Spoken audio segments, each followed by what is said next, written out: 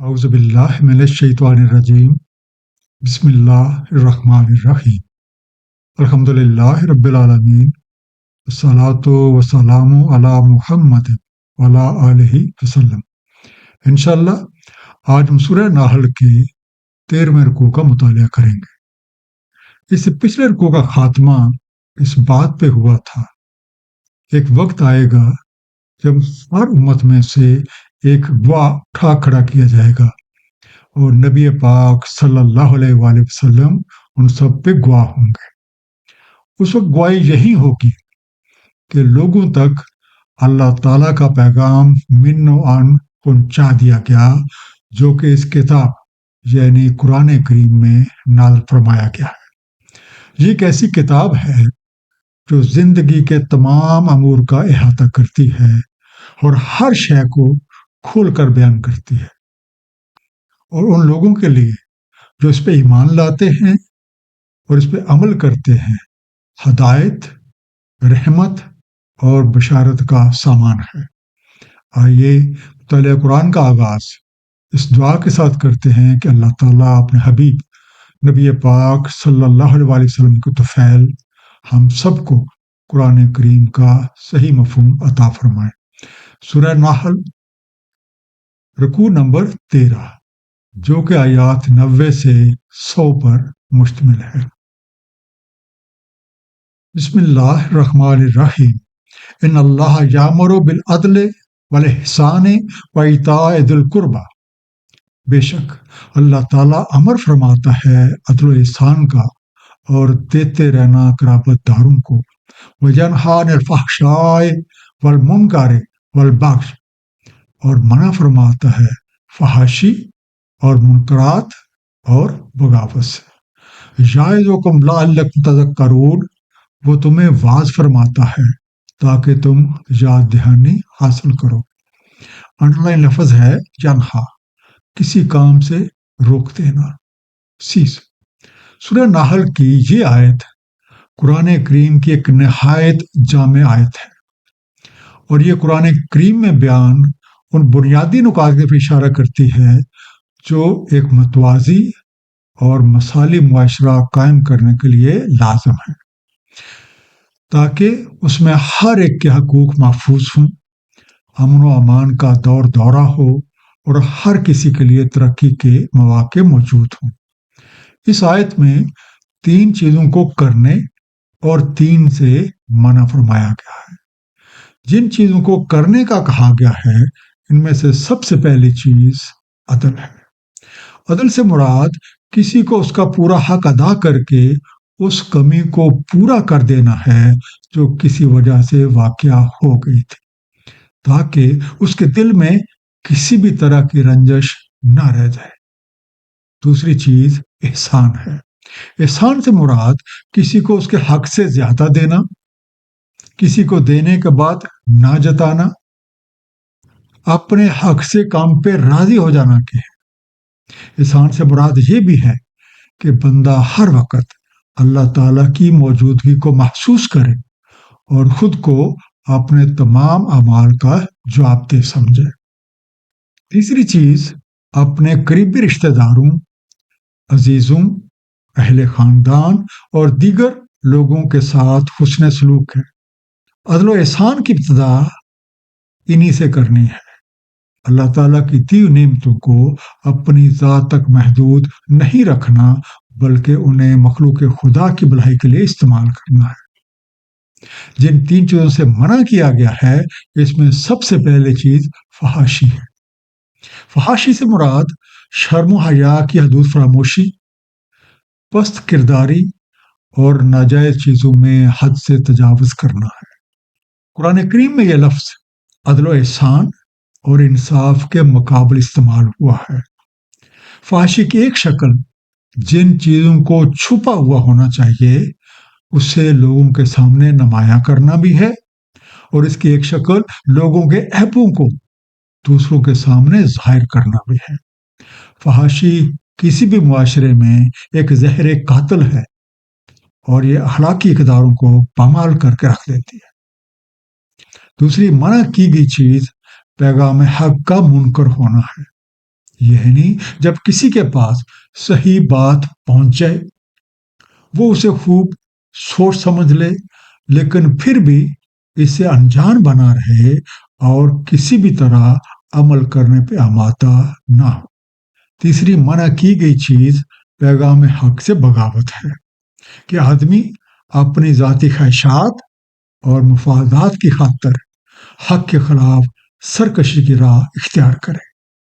اس ضمن میں سورہ اعراف آیت نمبر 33 میں ارشاد ہے، کہہ دیں البتہ حرام کیا میرے رب نے فحاشی جو ان میں سے ظاہری ہیں اور جو باطنی ہیں، اور گناہ کو اور بغیر حق کے بغاوت، اور یہ کہ تم شریک ٹھہراؤ اللہ تعالیٰ کے ساتھ جس کی نہیں نازل فرمائی اس نے کوئی سند، اور یہ کہ تم کہو اللہ کے بارے میں جس کا تمہیں کوئی علم نہیں۔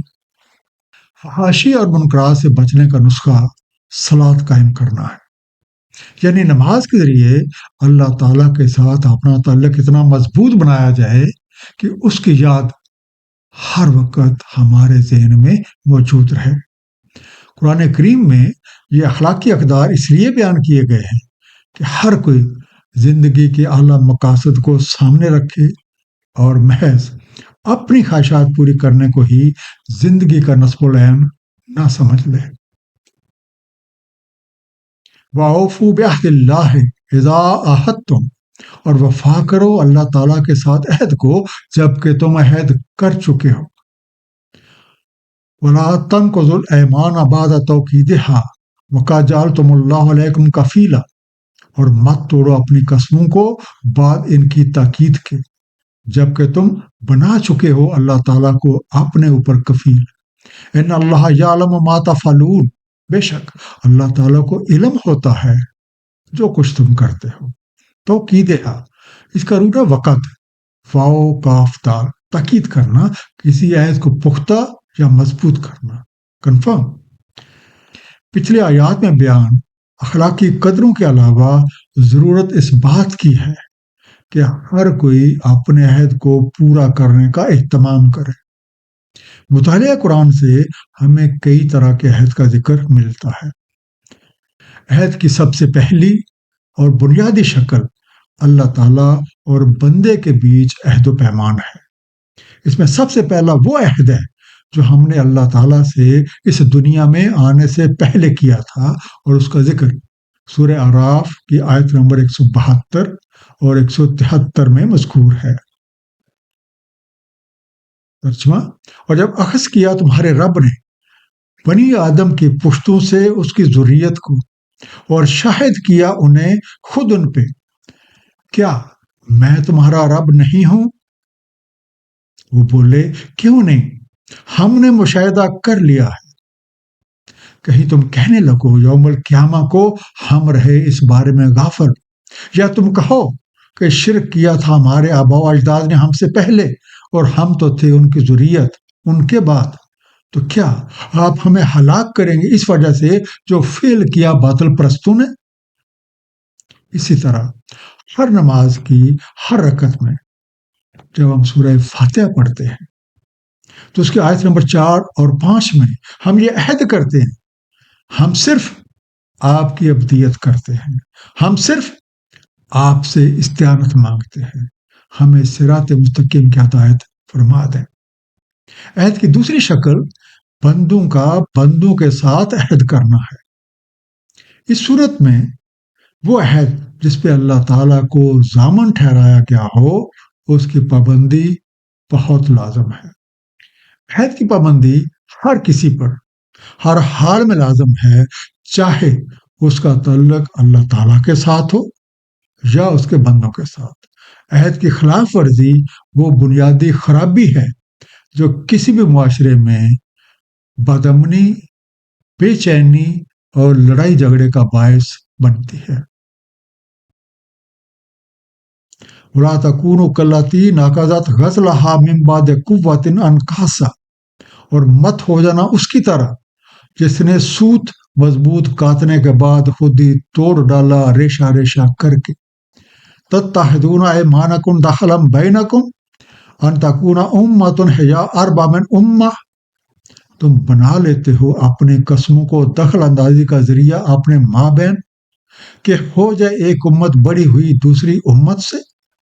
انما یبلوکم اللہ بہی، دراصل اللہ تعالیٰ تمہیں پرکھتا ہے اس سے.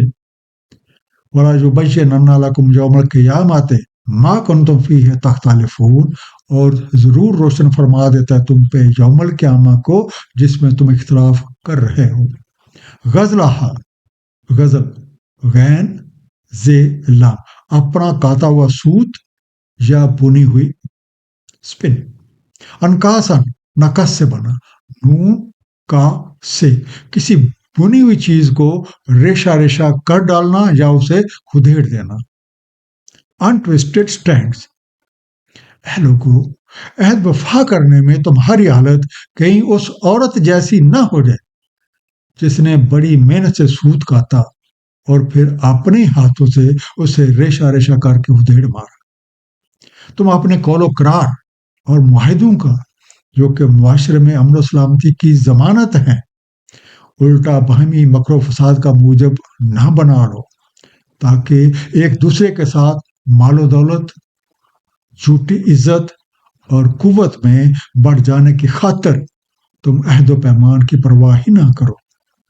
اللہ تعالیٰ انہی عہد و پیمان کے ذریعے سے تمہاری جانچ کرتا ہے اور تمہیں کمال مہربانی کے ساتھ یہ ساری باتیں کھول کھول کر بیان کر دیتا ہے تاکہ تم اس سے نصیحت حاصل کرو.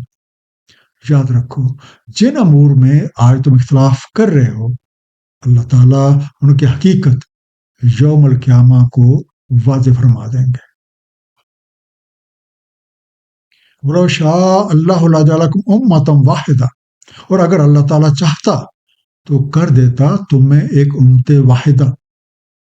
وَلَٰكِن يُضِلُّ مَن يَشَاءُ وَيَهْدِي مَن يَشَاءُ، لیکن بھٹکنے دیتا ہے جو کوئی چاہتا ہے اور ہدایت فرماتا ہے جو کوئی چاہتا ہے. وَلَا تُسْأَلُنَّ عَمَّا كُنتُمْ تَعْمَلُونَ، اور تم سے ضرور پوچھا جائے گا اس کے بارے جو اعمال تم کر رہے ہو. لا تُسْأَلُنَّ، تم سے ضرور سوال کیا جائے گا. Surely you would be questioned. اے قاری قرآن، اگر تمہارے دل میں یہ سوال اٹھتا ہے کہ اللہ تعالیٰ نے سب کو ایک ہی جیسا کیوں نہیں بنا دیا اور سب کو صحیح راستے پہ کیوں نہیں چلا دیا، تو جان لو اگر وہ چاہتا تو ایسا کر دیتا، لیکن اس نے اپنی حکمت ثابتہ سے ایسا نہیں کیا، بلکہ ہر ایک کے اندر خیر اور شر کا شعور رکھ دیا، ہر ایک پہ اچھائی اور برائی کی راہ واضح کر دی اور فیصلہ ہم پہ چھوڑ دیا کہ ہم چاہیں تو خیر کی راہ اختیار کریں اور چاہیں تو غلط راستے پہ نکل پڑے. سورہ شمس آیت نمبر 8، 9 اور 10 میں ارشاد ہے، ترجمہ: سو الہام کر دیا اس کا فجور اور اس کا تقوی، تحقیق فلاح پا لیتا ہے جو اس کا تزکیہ کر لیتا ہے، اور تحقیق نامراد رہتا ہے جو اسے دبا دیتا ہے. اس راہ کے انتخاب میں ہم آزاد ہیں، اسی لیے ہم اپنے ہر عمل کے خود جواب دہ ہیں. سورہ بقرہ آیت نمبر 256 میں ارشاد ہے، نہیں ہے کوئی زور زبردستی دین میں، تحقیق راہ راست ممتاز ہے بے راہ روی سے. تو جو کوئی کفر کرتا ہے طاغوت کا اور ایمان رکھتا ہے اللہ تعالیٰ پہ، تحقیق اس نے تھام لیا ایک مضبوط سہارا، نہیں ہے جو ٹوٹنے والا، اور اللہ تعالیٰ سمیع و علیم ہے. وَلَا تَتَّخِذُوا أَيْمَانَكُمْ دَخْلًا بَيْنَكُمْ، اور مت بنائے رکھو اپنی قسموں کو دخل اندازی کا ذریعہ اپنے ماں بہن. فَتَزِلَّ قَدَمٌ بَعْدَ ثُبُوتِهَا وَتَذُوقُوا السُّوءَ بِمَا صَدَدتُّمْ عَنْ سَبِيلِ اللَّهِ، سو پھسل جائے کوئی قدم ثبات کے بعد اور تم مزہ چکھو برا کیونکہ تم نے روکا اللہ تعالیٰ کی راہ سے. وَلَكُمْ عَذَابٌ عَظِيمٌ، اور تمہارے لیے ایک عذاب عظیم ہو. فتزل، زلل سے بنا، زے لام لام، پس ڈگمگا جائے، لیس شوڈ سلپ. اس آیت میں اس بات کو دہرا کر اس بات کی اہمیت کو واضح کیا جا رہا ہے کہ معاہدوں اور قول و قرار کو باہمی مکر و فساد کا موجب بنانا کسی بھی معاشرے کے لیے کس قدر خطرناک ہو سکتا ہے۔ ایسا کرنے کی صورت میں یہ ممکن ہے کہ ہمارے جمے ہوئے پاؤں اکھڑ جائیں، ہم پہ کوئی نہ کوئی مصیبت آ پڑے، جس کی اصل وجہ یہ ہوگی کہ ہم نے اپنے آپ کو اللہ تعالیٰ کے تعلیم کردہ راہ سے روکا بلکہ اس کے خلاف کیا۔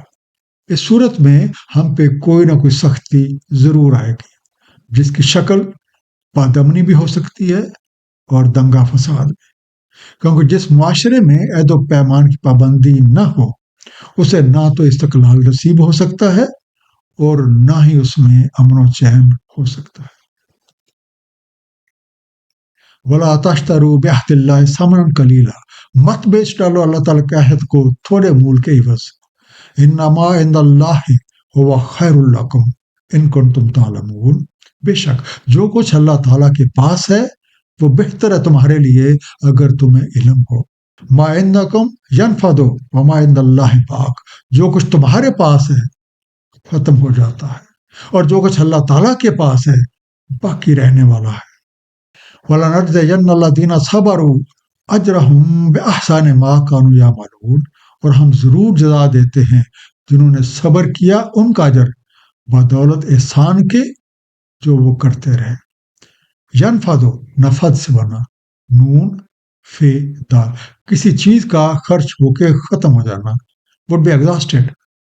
عہد و پیمان میں سب سے پہلا درجہ اس عہد کا ہے جو ہم نے اللہ تعالیٰ سے کر رکھا ہے۔ سورہ توبہ آیت نمبر 111 میں اللہ تعالیٰ کے اس وعدے کا ذکر ہے جو اس نے مومنوں سے کر رکھا ہے۔ ترجمہ، بے شک اللہ تعالیٰ نے خرید لی ہے مومنوں سے ان کے انفس اور ان کے اموال، اس کے عوض کہ ان کے لیے جنت ہے۔ لڑتے ہیں اللہ کی راہ میں تو قتل کرتے ہیں اور قتل ہوتے ہیں، ایک حقیقی وعدن پہ توریت اور انجیل اور قرآن میں، اور کون اللہ تعالیٰ سے زیادہ وفا کرنے والا ہے اپنے عہد کو۔ بس خوشیاں مناؤ اس بے کی جو بے تم نے کی اس کے ساتھ، اور یہ عظیم فائز المقام ہونا ہے۔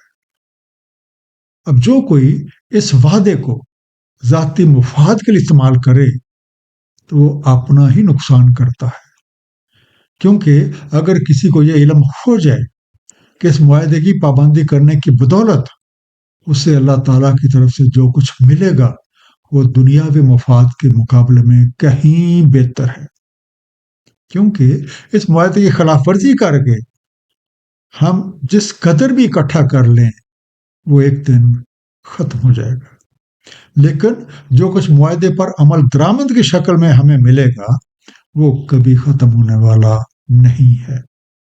سورہ صاد آیت نمبر 54 میں ارشاد ہے، بے شک یہ ہمارا رزق ہے، نہیں ہے اسے ختم ہونا، لیکن یہ ملتا اسے ہی ہے جو اللہ تعالیٰ اور اس کا حبیب نبی پاک صلی اللہ علیہ وسلم کے احکامات پہ دل و جان سے عمل کرتے ہیں۔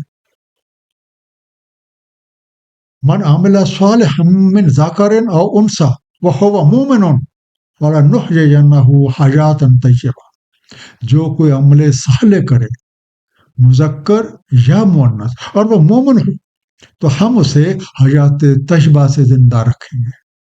وَلَنَجْزِيَنَّهُمْ أَجْرَهُمْ بِأَحْسَنِ مَا كَانُوا يَعْمَلُونَ، اور ہم ضرور جزا دیں گے انہیں ان کا اجر حسن انداز کے ساتھ جو اعمال وہ کرتے رہے۔ فَلَنُحْيِيَنَّهُمْ، ہی سے بنا ہے یہ پس ہم ضرور دیتے ہیں اسے زندگی، then surely we give him life۔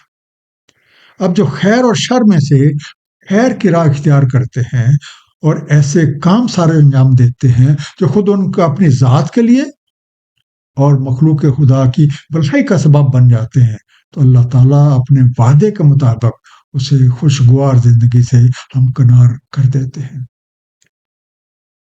وَإِذَا قَرَأْتَ الْقُرْآنَ فَاسْتَعِذْ بِاللَّهِ مِنَ الشَّيْطَانِ الرَّجِيمِ، پس جب آپ قرآن پڑھیں تو اللہ تعالیٰ کی پناہ لے لیں شیطان رجیم کے خلاف۔ إِنَّهُ لَيْسَ لَهُ سُلْطَانٌ عَلَى الَّذِينَ آمَنُوا وَعَلَى رَبِّهِمْ يَتَوَكَّلُونَ، بے شک نہیں ہے اس کا زور ان پہ جو ایمان رکھتے ہیں اور اپنے رب پہ توکل کرتے ہیں۔ کراتا کرا سے بنا کاف رے الف. آپ قرأت کریں. جو اسٹڈی اللہ تعالیٰ کے دیے عہد پہ عمل درآمد قرآن کریم پہ عمل کرنے کی صورت میں ہی ممکن ہے. اس لیے احکاری قرآن، تم جب بھی قرآن کریم کو پڑھو تو اللہ تعالیٰ کی پناہ طلب کر لیا کرو، ورنہ شیطنت تمہیں گھیر لے گی. ذاتی مفاد پرستیاں اور سرکش قوتیں تمہاری سخت مخالفت کریں گے. یہ تقریبی قوتیں خواہ خارجی ہوں یا ہمارے اپنے اندر کی، ان لوگوں پہ غلبہ نہیں پا سکتی جو اللہ تعالیٰ پہ مکمل یقین رکھتے ہیں، حالات کا مقابلہ ثابت قدمی سے کرتے ہیں اور اللہ تعالیٰ پہ ہی توکل رکھتے ہیں. انما سلطان ہو الذین یتولونہ، دراصل اس کا زور ان پر ہے جو اس سے دوستی رکھتے ہیں. والذین هم بہ مشرکون، اور جو اس کو شریک ٹھہراتے ہیں. سلطان ہو سلط سے بنا، سین لام تو اس کا بس، his authority. شیطان کا زور صرف ان لوگوں پہ چلتا ہے جو اسے اپنا دوست اور کارساز بنا لیتے ہیں اور اس کی چالوں میں آ کے اللہ تعالیٰ کے ساتھ اور ان کو شریک ٹھہراتے ہیں. سورہ سعد آیت نمبر 83 اور 84 میں ارشاد ہے، ابلیس نے کہا آپ کی عزت کی قسم میں ضرور اغوا کروں گا ان سب کو، سوائے ان میں سے آپ کے مخلص بندوں کے. یعنی اللہ تعالیٰ کے لیے خالص ہو جانے والے ہی ابلیس کی شیطانی چالوں سے محفوظ ہیں. اس رکوع کا ایک مختصر سا خلاصہ، اللہ تعالیٰ نے ہمیں عدل و احسان اور قرابت داروں کے ساتھ صلہ رحمی اور حسن سلوک کا امر دیا ہے، اور فحاشی، منکرات اور احکام علیہ کی سرکشی سے منع فرمایا ہے. ایفائے عہد کی اہمیت پہ روشنی ڈالی گئی ہے، اسے نبھانے کا امر دیا گیا ہے. اس میں وہ وعدے بھی شامل ہیں جو ہم نے اللہ تعالیٰ کے ساتھ کیے ہیں اور وہ بھی جو ہم لوگوں کے ساتھ کرتے ہیں، چاہے وہ انفرادی حیثیت میں ہو، اجتماعی، ملکی یا بین الاقوامی سطح پہ کیے گئے وعدے ہوں. ان وعدوں کی پاسداری بقائے باہمی کے لیے از حد ضروری ہے. عمل کی جزا ہر ایک کے لیے برابر ہے، اس میں مرد و زن یا بڑے اور چھوٹے کی کوئی تمیز نہیں. قرآن کریم کی قرأت سے پہلے ہمیں شیطان رجیم کے خلاف اللہ تعالیٰ کی پناہ لینے کی تاکید کی گئی ہے تاکہ ہم قرآن کریم کو سمجھنے اور اس پہ عمل کے دوران شیطانی کار فرمائیوں سے محفوظ رہ سکیں. اللہ تعالیٰ ہم سب کو قرآن کریم کو صحیح طور پہ سمجھنے، اس پہ نبی پاک صلی اللہ علیہ وسلم کی سنت مبارکہ کے مطابق عمل کرنے کی توفیق عنایت فرمائے. صدق اللہ العلی العظیم. صلی اللہ تعالی علی حبیبہ محمد وعلی آلہ وسلم.